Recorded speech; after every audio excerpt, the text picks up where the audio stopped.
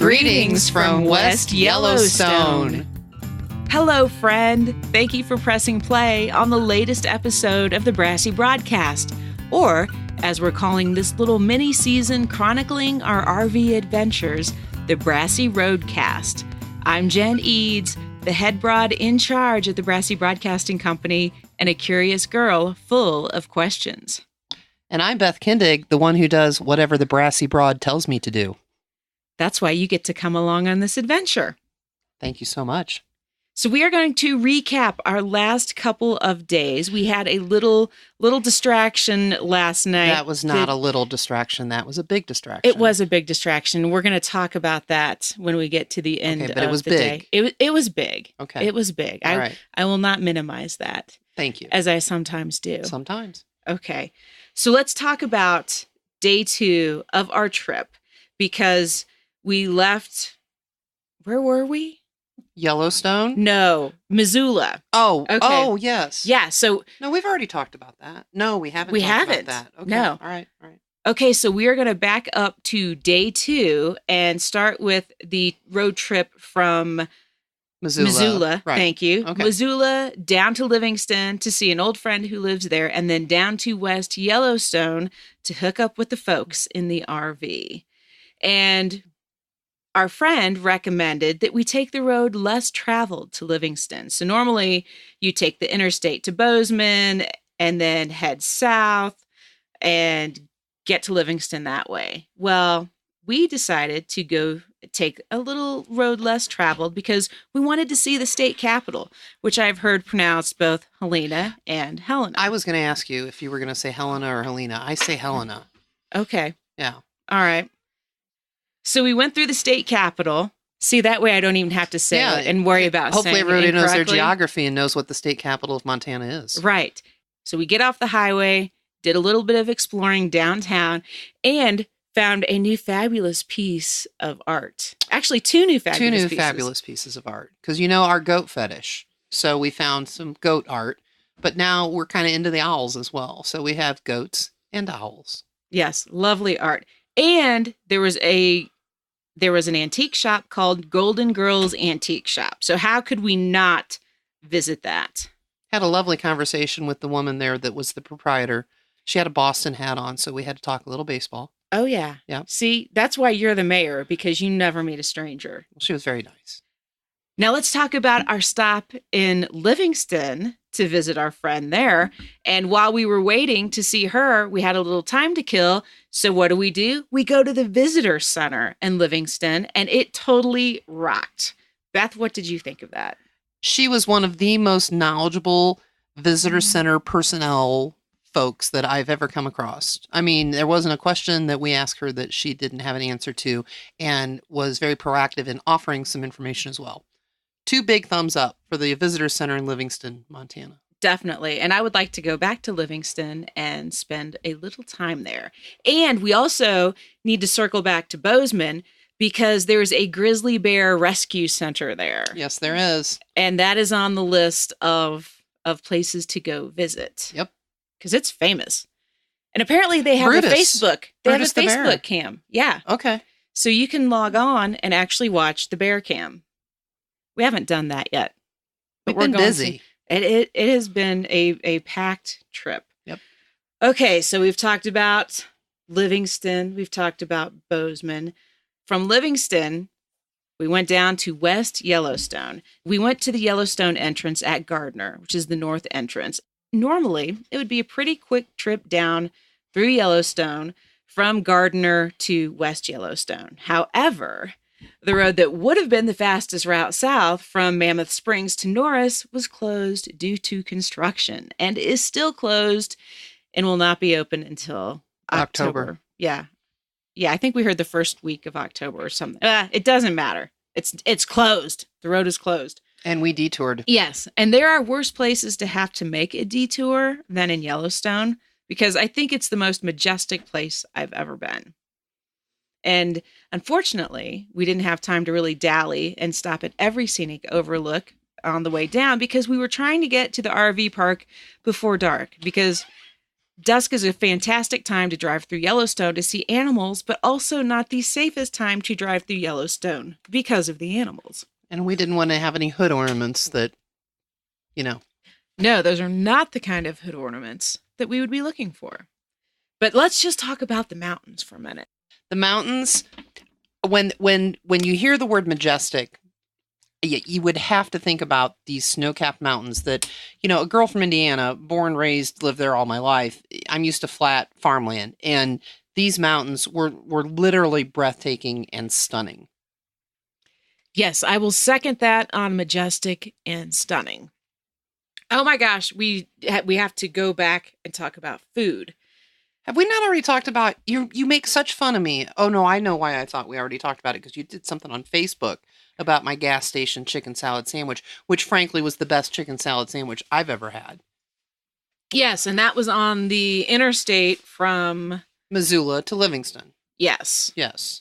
Best chicken salad sandwich on white bread from a gas station ever. And also, I want to shout out the omelet that Helen. I think it's Helene. Well, we're running into the Helena or Helena. Here we go again. We got too many Helens. I really think it was. I'm gonna edit that. No, because we don't have to be wrong when I edit. Whatever. Day 2 was our first trip around the lower loop in Yellowstone, and I'm just gonna say, trying to keep 6 people organized in a minivan is like herding cats. It wasn't just 6 people. It wasn't? It was 6 people plus 3 dogs. 3 dogs. Oh, that's right. Albeit small dogs. Yes. Still 3 dogs. Yes. So we took off about 9 a.m. and it was still incredibly foggy that morning in the park. So unfortunately, some of the main attractions on the lower loops that are known for their bright, vibrant colors were not so vibrant. Or if they were, you just couldn't see them because the fog and the steam were still so heavy. The painted pools. Yes. For an example. The paint pots and the prism. Yes. Still very cool and still great to see. But yeah, we didn't get the full effect of that. And then we were off to see Old Faithful. And I have to say, honestly, I was a little underwhelmed by Old Faithful. You know how sometimes when you build things up in your head, so when I was little, I had a Viewmaster. Oh, nice. And I had 2 places, two slides that were my absolute favorite slides on my Viewmaster. One was Mount Rushmore, which I have seen twice now and was very moved by it. And it was as spectacular as I thought it would be. The second was Old Faithful. And I have to agree. We saw it and thought we didn't even realize we saw it. We thought it was like a precursor to what was going to happen. It was very underwhelming. Yeah, that's just the word that comes to mind. Yeah. I mean, I'm glad we saw it, but it was not what I expected it to be. Me either. But I have to say, the lodge there, at Old Faithful was incredible. So you can stay there. They have a restaurant there, a gift shop. They had a great snack shop. I grabbed a sandwich and a beer for lunch. I think you had a sandwich. I wanted chicken salad from a gas station, but I opted for the smoked turkey. It was okay. Yeah, but it was nice. It's a great place to kind of hang out while you're waiting for Old Faithful to do its thing. And I got super curious about, why do they call these things geysers? When you travel in an RV, you've got to be flexible. So maybe the sound quality of this podcast sounds a little different. That's because now we're recording it in the rental van because it was getting a little noisy in the RV. So here we sit recording this podcast. And what is this? A Chrysler? It's a hopping minivan right this here. This minivan has been all over Yellowstone, and I gotta say, for a minivan, I'm pretty impressed. Yes, but if you are the one driving said minivan 8 hours a day, 5 days in a row, like I am, now I haven't driven it 5 days in a row and I'm exaggerating, but by the time we're done with all this, it'll be 5 days in a row. And it just gets a little tiring, even though it's a very comfortable ride. And it's, it's a minivan. But we look cool in it, don't we? Oh, definitely. With 6 people and 3 dogs. It's kind of like a clown car. That's a good description. Back to our discussion of geyser. Now that we've relocated. So I had to look it up. Where did that name come from? And according to the Wiktionary, the name geyser comes from the verb geyser, to gush, is where we get the name geyser, which is named for a particular Icelandic geyser, mentioned as early as the 1760s in the Annual Register. So, friends, that is where the name geyser comes from. And to gush. How appropriate that we're gushing about Yellowstone, but it's a little ironic that we're not gushing about its most famous geyser. I agree. It is ironic, Alanis. So let's recap some of the highlights. And I have to say, for me, that Kepler Cascade was one of the highlights of the trip around the lower loop for me. It's just this waterfall. It's, again, stunning and majestic. I feel like I need to get out the oh, why can't I say that? The thesaurus. I feel like I need to get out the thesaurus, because stunning and majestic are the only two words that just keep coming to mind for Yellowstone, because it is just those things over and over again. And you know what your dad said, and this is so true. So, for an example, you go to the Grand Canyon, and this is big, in essence, a big valley, and that's all you see. And you go to Glacier, and you see all these mountains, and that's all you see. You come to Yellowstone, and you see the mountains, and you see the valleys, and you see the waterfalls, and you see the geysers, and you see all these things all wrapped up into one phenomenal national park. It's really cool. Yes, thank you, Teddy Roosevelt. You know, I doffed my cap again. You know, I'll throw that one back in there because you liked it so much the first time. But seriously, and as we are driving through Yellowstone yesterday, when it was just the two of us, he was on my mind so much, and how very deservedly he's on Mount Rushmore, and he was a great president, and a president who cared about our national parks and things that are important to us. Absolutely. And the other highlight for me was the canyon in Yellowstone, because it had, again, just another incredibly gorgeous waterfall that I walked down there, and I was kind of looking, and I was like, okay, there's a canyon. It's really cool. And then Bud, our relative, who's also on this RV trip with us, was like, no, turn around and look. And you turn around, and there's just this mind-blowing waterfall. It's gorgeous. You've just recapped it perfectly. I mean, again, we need a thesaurus, because these words are reoccurring for a reason. It's something you can't describe. You just have to see it. I agree. And I think we should also share the most uttered phrase of the trip so far, and that is that a buffalo? Oh, no, it's just a big rock. Kind of like Charlie Brown, I got a rock. That is exactly like Charlie Brown, because you kind of feel a little disappointed when it's not a buffalo. And who knew that there could be so many rocks that look like buffaloes? I mean, my God, they're everywhere out here. Yes, that is true. Okay, let's talk about why we did not get the podcast recorded last night. Beth, I'm going to let you share this story. Okay, so we have an 8-year-old Airedale. Her name is Ruby, and she's, of course, the best dog in the world, as everyone thinks their dog is. Well, Ruby, unfortunately, earlier this year had a tumor that gave us a good scare. We thought it was cancer. The vet thought it was cancer. So we've had to monitor her pretty closely to make sure that is not growing back. Good news is it's not. But bad news, last night we got a call from our babysitter saying that Ruby was acting very lethargic, not moving, not eating. And of course, I freaked out. Jen held it together pretty good, but I immediately went to, level 10 thinking, okay, my dog is dying. I'm checking flights back home thinking I'll pay, $1,000 to get back home to my dog that's dying. Do I overreact sometimes? Absolutely. Am I a little dramatic? I've been told that too. At any rate, we called our dear, dear friends, Kate and Lori and Wendy and Lisa, who all just happened to be, ironically, together. And they all went over to our house. And Kate's a nurse, and she loves Ruby. And she checked out her gums, her eyes, her ears, her other areas that I don't probably want to know about. At any rate, determined that otherwise than being lethargic, she was fine. They Gave her a Tums because doesn't that always make everybody feel better? And felt pretty confident that she just needed to rest up. So this morning we call Margaret. She's back to her old self. I think what happened is she played too hard. And if you multiply her age, which is 8 by dog years, she's 56. I'm 56. When I play too hard, I hurt too. I think that's what was going on with Ruby. And I'm so glad that that's all it was. I'm a little embarrassed that I'm standing out by the RV last night crying, but I just was worried about my dog. So that's the really more long than the short of it. And I meant to be a little more concise with that, but that's the story. Well, and it raises this question of what do you do when you're hundreds and hundreds of miles away from your animal and you hope that, you hope that she's in good hands and is going to be okay. What you do is stand outside the RV and you cry and you check flights to get home to Indianapolis, from Yellowstone.